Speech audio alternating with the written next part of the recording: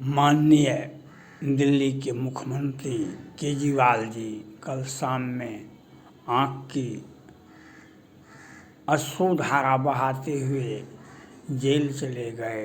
अपने परिवार और दिल्ली की जनता को संबोधित करते हुए हमने कहा कि हमने 1 रुपया भी हमने घोटाला नहीं किया, लेकिन झूठा आरोप। यह बात सही है, हो सकता है उनका बात सही है, लेकिन केजरीवाल जी को यह बताना चाहिए था। जो आप शीला दीक्षित जी 10 वर्ष, एक महिला 70 वर्ष की महिला थी, वह 10 वर्ष तक दिल्ली का मुख्यमंत्री है। दिल्ली में शाहीन बाग क्यों नहीं बना? दिल्ली का में पीएफआई का मुख्यालय क्यों नहीं बना? दिल्ली में अराजक स्थिति क्यों नहीं पैदा हुआ? दिल्ली में क्यों दंगा हुआ? ये बताना चाहिए। जो आपको दिल्ली की जनता ने आपको मुख्यमंत्री बनाया, भारत विरोधी गतिविधि को बढ़ावा देने का अधिकार नहीं था आपको।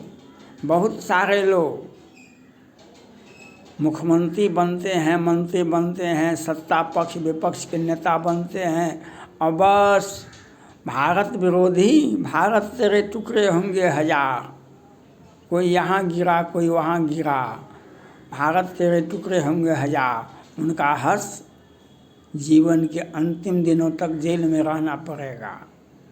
जो भारत विरोधी आवाज़ उठाएंगे तो उनको याद रखना होगा, जेन मेलबर्न में संशोधन होगा, कानून में संशोधन होगा, संविधान में संशोधन, भारत के विरुद्ध में जो बयान देंगे, जो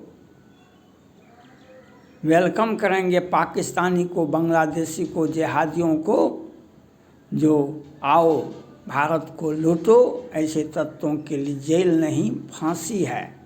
आज बहुत माएँ दिल्ली में जिनका बेटा बेटी खो गया, जिसका बेटा बेटी को मार दिया गया, और दिल्ली सरकार, केजरीवाल जी की सरकार चश्मा लगाकर देखते थे जो कहाँ, हमको तो दिखाई नहीं पड़ता है, हम खोजते हैं, हम बयान देते हैं, हम कानून कार्रवाई होगी।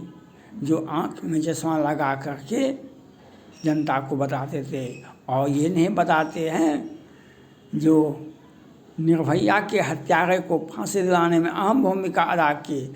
सैकड़ों हिंदू लड़की को, हिंदू लड़का को दिल्ली की सड़कों पर मार दिया गया, उस पर एक बार भी बयान नहीं निकला। क्यों? उसी जिहाद के बल पर आप वोट पर आप शासन चलाना चाहते थे। अंजाम क्या होता है खुदा जाने। आपका राज खुल गया। आपने जो कहा कि हम घोटाला नहीं किए, यह बात बिल्कुल सही है, आपने 1 पैसा भी घोटाला नहीं किया। तो आपको ये बताना चाहिए, जो आप एनजीओ चला रहे थे, तो आप मुख्यमंत्री आवास में आए तो 700 करोड़ का घर कैसे बना? क्यों? आज तक के इतिहास में, भारत के इतिहास में ऐसा नहीं है जो किसी मुख्यमंत्री का आवास का नाम शीश महल हो। आप कितने, अगर राजा खानदान से आते थे तो पहले से नाम लिखा होना चाहिए था। दिल्ली का यौवन ज्वर किसे नहीं बलकावा, मच्छर काहे कलंक न लावा, चिंता सांपन को नहीं खाया, केहन पद पाए बोराया। पद पाने से बड़े बड़े लोग बोरा जाते हैं। पद पाने से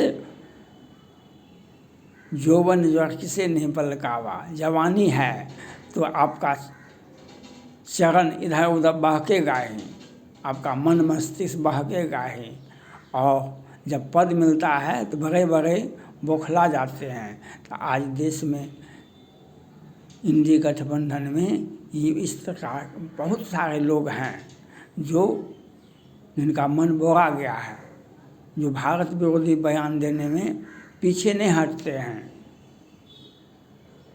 और केजरीवाल जी एक पढ़े लिखे एक आईएएस थे और उन्होंने जब जब मुख्यमंत्री बने तो अपना आपा खो बैठे और दिल्ली को पीएफआई का मुख्यालय बना।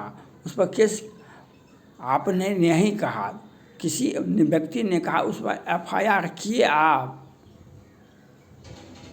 अपराधी अपराध किया तो उसको आपने खोजा, उसके ऊपर एफआईआर हुआ, उसकी गिरफ्तारी हुई तो प्रोटेस्ट करते हैं कि हम देखते हैं, खोजवाते हैं और उससे बयान। और दिल्ली में तो घोटाला का इतिहास तो इतना लंबा है, जो मुख्यमंत्री का आवास का नाम शीश महल बन गया और जो जो पदाधिकारी बनाए उनका भी घर बन गया 10-10 करोड़ का। ये इससे बड़ा घोटाला। और लेकिन केंद्र सरकार और न्यायालय, केंद्र सरकार और सुप्रीम कोर्ट से मेरा अपील है, ये जो ट्रेडिशन, ये लॉ किसी भी परिस्थिति में स्वीकार नहीं है। ये लॉ और ये ट्रेडिशन केंद्र सरकार और सुप्रीम कोर्ट को यह चाहिए, जो इतना जब गिरफ्तार हुआ तो मुख्यमंत्री का पद से बर्खास्त होना चाहिए। नियम यही है, पद को जेल में मत भेजिए। आज हम देखते हैं जो बहुत सारे लोग पद पर बैठे रहते हैं, जेल में जेल काटते रहते हैं। मुख्यमंत्री केजरीवाल जी की बर्खास्तगी होनी चाहिए और जितना भी घोटाला है उस सब का जांच होना चाहिए, जेल के बाहर नहीं। केजरीवाल जी जो सत्ता में आने के बाद जो संदेश दिया दिल्ली में और दिल्ली वासियों को और पूरे भारतवासियों को और दुनिया को, सारे आतंकवादी जिहादी दिल्ली आ जाओ। श्रद्धा को बम्बई से ला कर के काट गया, 35 टुकड़ा किया गया था, तो कितना सुरक्षित था दिल्ली आतंकवादियों जिहादियों के लिए। और फांसी की सज़ा का डिमांड दिल्ली पुलिस किया कि नहीं किया, यह भी आरोपित व्यक्ति पर यह भी अभी तक पता नहीं चला। आज दिल्ली शांत है और दिल्ली शांत रहेगा। केजरीवाल जैसे व्यक्ति जब रहेंगे दिल्ली में तो इस प्रकार से लोग, आम जनों का, भारतवासियों का जीना मुश्किल हो जाएगा।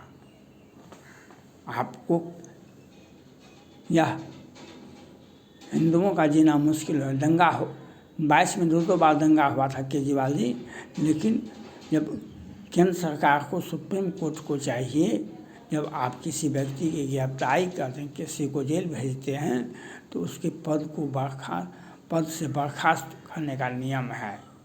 वह पद को लेकर के मुख्यमंत्री जेल नहीं जा सकता है। चपरासी का भी पद पर बैठा व्यक्ति को बर्खास्त कर दिया जाता है, सस्पेंड कर दिया जाता है। लेकिन आज एक ऐसा ट्रेंड चल रहा है जो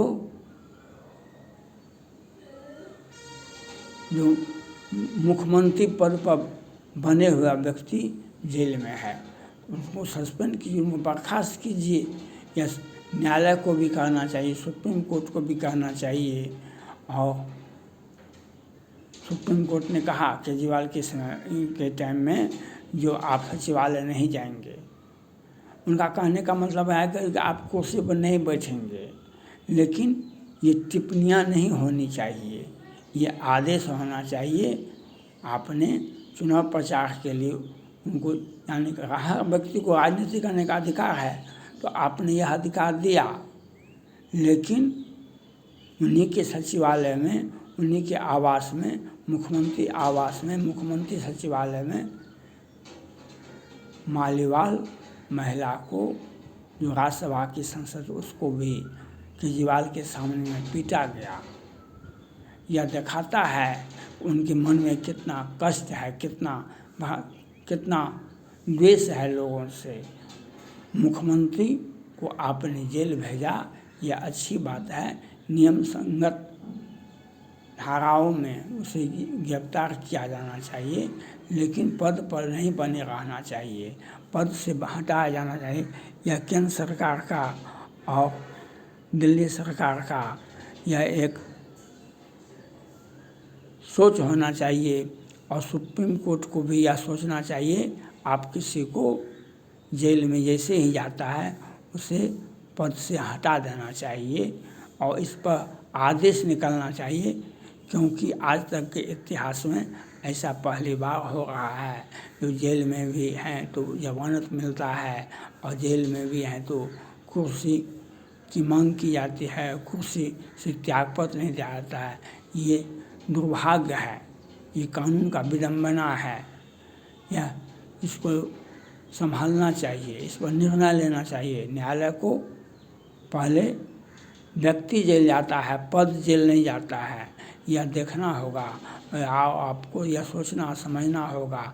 जो आप किसी भी परिस्थिति में केजरीवाल जी को पद से बर्खास्त करना चाहिए और हर एक मामले का ट्रायल जमानत मिलने के पहले कि इसका ट्रायल सुनिश्चित होना चाहिए।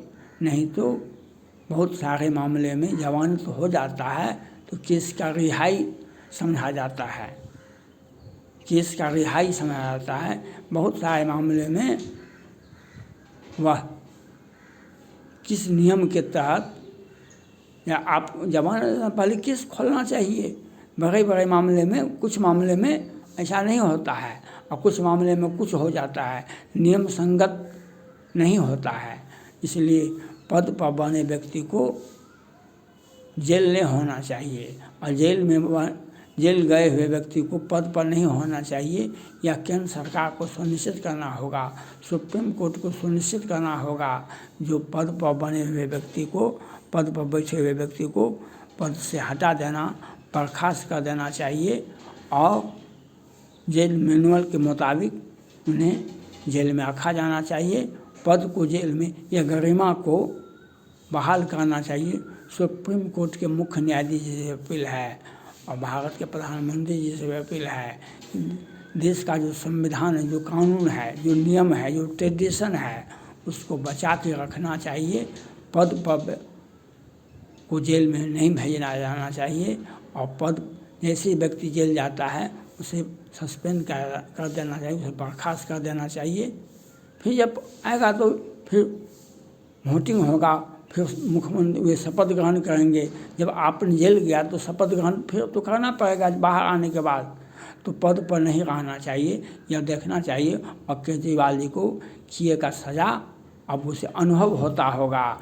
जो हमने कितना हिंदुओं को मरवाया है, हमने कितना हिंदुओं को मरवाया है, यह अब उनको समझ में आ जाएगा। जो सत्ता का दुरुपयोग क्या होता है, सत्ता का दुरुपयोग सावन के अंधे हर अंग सोझो, सावन के अंधे हर अंग सोझो।